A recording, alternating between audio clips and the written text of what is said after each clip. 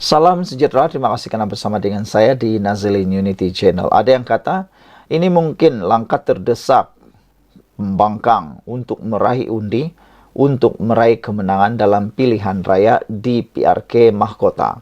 Memandangkan pengalaman mereka kalah teruk dalam PRK Nenggiri. Sehingga ada yang kata, ini macam satu penipuan yang berlaku. Apabila anak bekas adun mahkota menegur Anwar Musa, dia kata, bila masa ada tahlil khas dengan PN. Anak kepada bekas adun mahkota, Datuk Sarifah Aziza Said Zain, tidak tahu menahu berkenan majlis tahlil khas yang didakwa akan diadakan oleh Perikatan Nasional PN bersama keluarga Allahyarham. Saudara-saudara sekalian, ini satu perkara yang betul-betul mengejutkan. Bayangkan, ahli keluarga anak bekas kepada adun mahkota ini pun tidak tahu. Jadi siapa yang dikata keluarga Allahyarham ini? Anak sulung Allahyarham, Wan Muhammad Hibatullah Abu Bakar, merujuk kepada kenyataan Timbalan Pengarah Operasi Pilihan Raya PN, Tan Sri Anwar Musa, yang kononnya satu majlis tahlil akan diadakan dengan kerjasama keluarga Allahyarham. Muhammad Hibatullah menafikan perkara itu, malah menegaskan agar pihak Anwar Musa tidak menggunakan simpati arwah ibunya sebagai bahan kempen. Kata beliau, bila nih, saya sebagai anak sulung Datuk Sarifah Aziza Said Zain tak tahu pun. Saya mohon jasa baik, tidak gunakan simpati arwah mak saya sebagai bahan kempen, katanya dalam satu hantaran di Facebook. Anak Allahyarham menegaskan mereka sekeluarga tetap bersama Barisan Nasional dan menghormati pimpinan Menteri Besar Johor. Saya akan meneruskan perjuangan Umi bersama UMNO dan Barisan Nasional, katanya. Sedihlah macam ni, tolonglah jaga sensitiviti kami sekeluarga, ujarnya lagi. Terdahulu, Anwar menerusi laman sosial Facebook mendakwa akan mengadakan majlis khas untuk Allahyarham, Allahyarhamah Sarifah Aziza dan Majlis Maulidi Rasul ke-24 pada 24 September ini dengan kerjasama keluarga arwah. Kata pemimpin PAS itu, ia merupakan antara program yang disusun PN sepanjang kempen pilihan raya PRK Dun Mahkota. Tapi apa yang mengejutkan kita ialah anak sulung kepada Allahyarhamah, Datuk Sarifah Aziza Said Zain ini, beliau kata dia tidak tahu mengenai berkenan majlis tahlil khas yang diadakan oleh Perikatan Nasional itu bersama keluarga Allahyarham. Kata beliau, anak sulung ini juga merujuk kepada kenyataan Timbalan Pengarah Operasi Perikatan Nasional PN, Tan Sri Anwar Musa, yang kononnya satu majlis tahlil akan diadakan dengan kerjasama keluarga Allahyarhamah. Beliau menafikan, Muhammad Hibatullah menafikan perkara itu, malah menegaskan agar pihak Anwar Musa tidak menggunakan simpati arwah ibunya sebagai bahan kempen. Ada netizen kata, kelihatan sangatlah mereka ni tulis dulu, baru cakap-cakap dulu, baru minta maaf, kata mereka. Dan ada juga yang kata, sampai begini kan nak meraih undi, sampai sanggup tidak menghubungi atau tidak bersunding dulu dengan keluarga. Sehingga anak sulung Datuk Sarifah Aziza Said Zain ini kata, bila nih dia pun tak tahu. Sekian dulu untuk kali ini. Jangan lupa tinggalkan komen anda, tekan butang subscribe. Salam sejahtera, terima kasih karena bersama dengan saya di Nazilin Unity Channel. Konsep lepas ini boleh dah bawa Ustadz Fas, semua jadi halal, dipetik daripada Harapan Daily. Seorang Ustaz Propas menyatakan, sokongan kepada himpunan RXZ Members 6.0 di Terengganu baru-baru ini kerana dianggap dapat mengumpulkan anak muda yang bersemangat. PU Said, atau nama sebenarnya Said Muhammad Bakri Said Ishak, berkata, sokongannya ditambah lagi dengan ada program yang disifatkan Majelis Ilmu bersama Ustaz Azhar Idrus UAI yang digelarnya Tuan Guru. Mereka anak muda dapat bersama murabi ummah. Banyak ilmu yang hadirin dapat, katanya di media sosial, merujuk pada himpunan yang ditaja syarikat web itu. Program yang berlangsung di Litar Permotoran Terengganu, Gong Badak pada 13 dan 14 September lalu, dilaporkan menarik lebih 60,000 peserta dari seluruh negara. Yang menjadi persoalan netizen ialah mengapa himpunan ini dapat penajaan daripada produk yang telah pun dikatakan haram, yaitu produk web. Mengapa ia tetap diteruskan? Banyak perdebatan dalam media sosial berkait dengan tajaan tersebut, tetapi banyak juga yang setuju bahawa kalau inilah yang berterusan, maka banyak akan menimbulkan keliruan. Himpunan yang menyaksikan Menteri Besar Datuk Seri Dr. Ahmad Samsuri Mokhtar selamba memakai baju yang mempromosi syarikat web itu turut meragut 3 nyawa peserta manakala 6 lagi cedera. Pengisian himpunan penunggang motosikal itu pada sebelah malamnya begitu mengejutkan apabila rakyat dijamu dengan konsert rock. Penganjuran konsert dengan bunyi terlalu bising itu dilihat turut bercanggah dengan pendirian UAI bulan lalu yang pernah mengkritik konsert sebagai lagha atau sia-sia. Malah dalam ceramahnya sejurus pas kalah teruk dalam pilihan raya kecil Dewan Undangan Negeri Dun Nenggiri lalu, Ustaz UAI mengajak penyokong PAS untuk mati syahid tanpa takut dengan sesiapapun termasuk raja. Parti PAS teruskan perjuangan. Tingkatkan lagi kekuatan minda dan roh kita dalam perjuangan. Ingat, jangan takut kepada makhluk. Jangan takut siapa saja, pemerintah, kerajaan, raja besar maupun manapun, kata beliau. Kita nak duduk dalam keadaan, aku nak mati syahid sekalipun tak apa. Tapi aku nak tegakkan Islam di bumi Allah Malaysia ini, seru UAI lagi. Susulan sikap PAS buat boleh itu, warganet mengecam dan menyindir termasuk secara sinis menyarankan agar konsert yang diadakan selepas ini turut menampilkan Ustaz PAS supaya semuanya halal.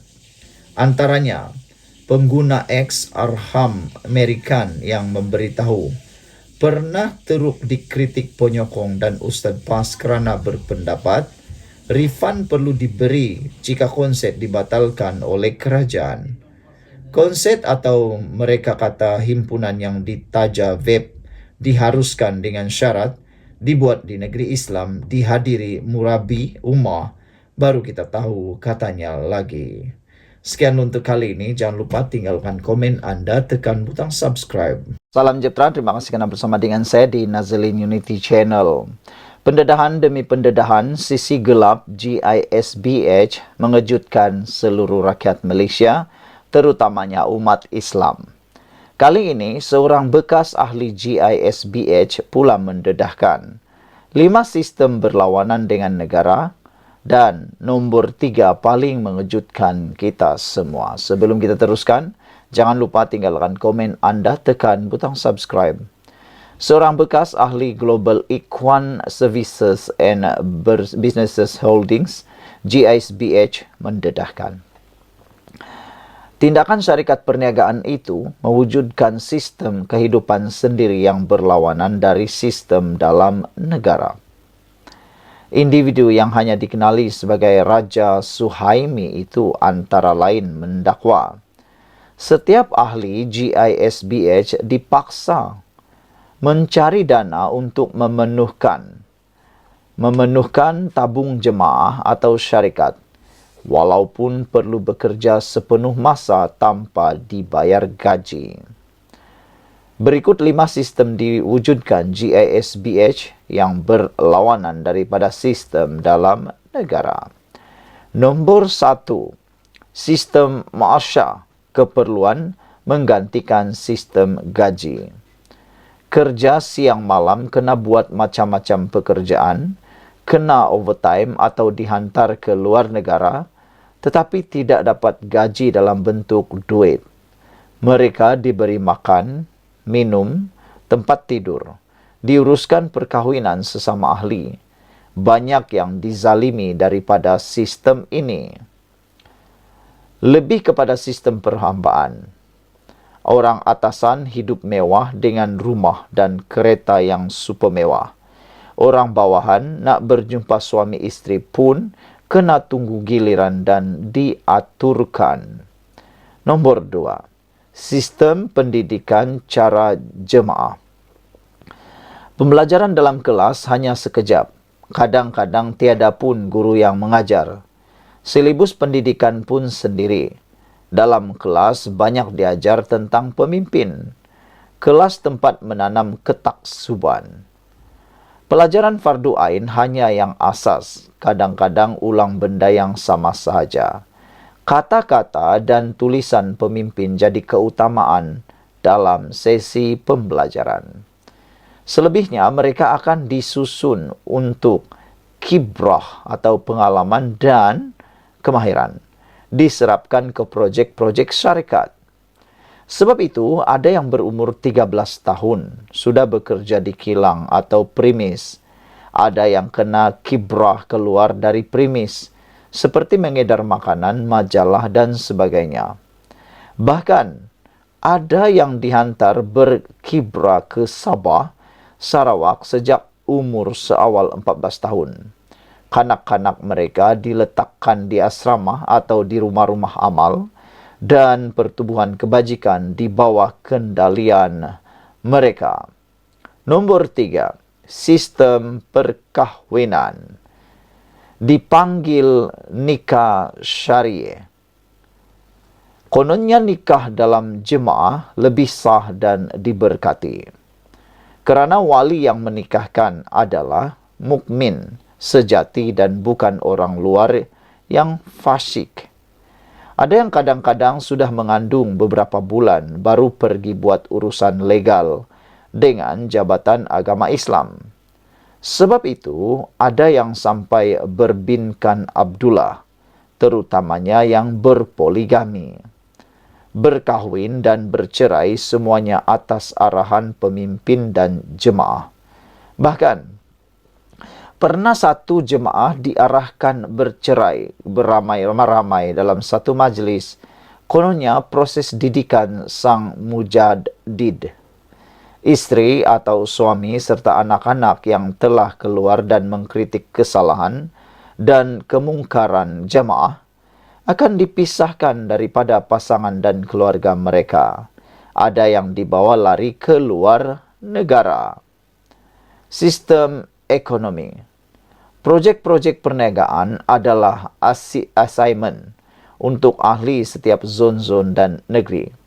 Kebanyakan projek yang dibangunkan dalam zon-zon atau negeri-negeri dipanggil ekonomi strategi untuk menunjukkan kehebatan jemaah di mata masyarakat dan musuh-musuh perjuangan. Sedikit sangat yang menjadi ekonomi komersial yang dapat menjana keuangan jemaah dan syarikat. Setiap bulan akan diadakan majlis khas untuk kutipan duit pada ahli mengikut zon dan negeri. Ahli yang bekerja luar akan top up lebih. Ahli yang sepenuh masa kerja tanpa gaji pun dipaksa dan ditekan mencari duit untuk memenuhkan tabung jemaah atau syarikat. Kadang-kadang mereka terpaksa memohon bantuan dari ahli keluarga yang berada di luar jemaah untuk memberikan mereka duit bagi menjayakan assignment masing-masing. Mewujudkan banyak rumah amal dan badan amal kebajikan juga salah satu cara mereka mendapatkan pendapatan yang banyak daripada masyarakat awam. Nombor 5. Sistem pentadbiran. Pemimpin dan saf kepimpinan adalah mereka yang dilantik oleh Rasulullah, Imam Mahdi dan Guru Mursyid dari alam gaib. Untuk mengaburi mata kerajaan dan pihak berkuasa, Semua syaf kepimpinan diletakkan seperti susunan syarikat yang biasa. Ada lembaga pengarah, pengarah negeri, dan semua istilah dan pangkat yang biasa seperti syarikat perniagaan yang lain. Susunan pemimpin teratas adalah yang paling tinggi takwa pada zamannya. Mereka layak menjadi wasilah untuk doa dan tawassul ahli dengan menyebut nama mereka. Segala arahan daripada pemimpin wajib ditaati. Mereka sering mendakwa dapat berhubung dengan Rasulullah dalam bentuk yakazah. Ada arahan tertentu kononnya dari Rasulullah dan Imam Mahdi, termasuk rombakan kabinet bayangan daulah. Terdapat juga ramalan-ramalan masa depan yang dikatakan daripada Rasulullah dan Imam Mahdi yang kebanyakannya meleset dan tidak terjadi. Cukup dahulu sedikit yang saya tuliskan, hasil dari pengalaman sendiri, kata pendedahan ini. Ayo bersama kita jauhi dan hindari, katanya. Mereka sangat hebat dalam berlakon dan menyembunyikan kesesatan. Bahkan, sanggup bersumpah dalam takiyah tahap tertinggi. Saudara-saudara sekalian, itulah dia pendedahan paling mengejutkan dan paling menarik yang pernah kita tahu. Bekas ahli GISBH dedah 5 sistem berlawanan dalam negara dengan negara. Nomor 3 paling mengejutkan. Kita jumpa lagi. Bye-bye.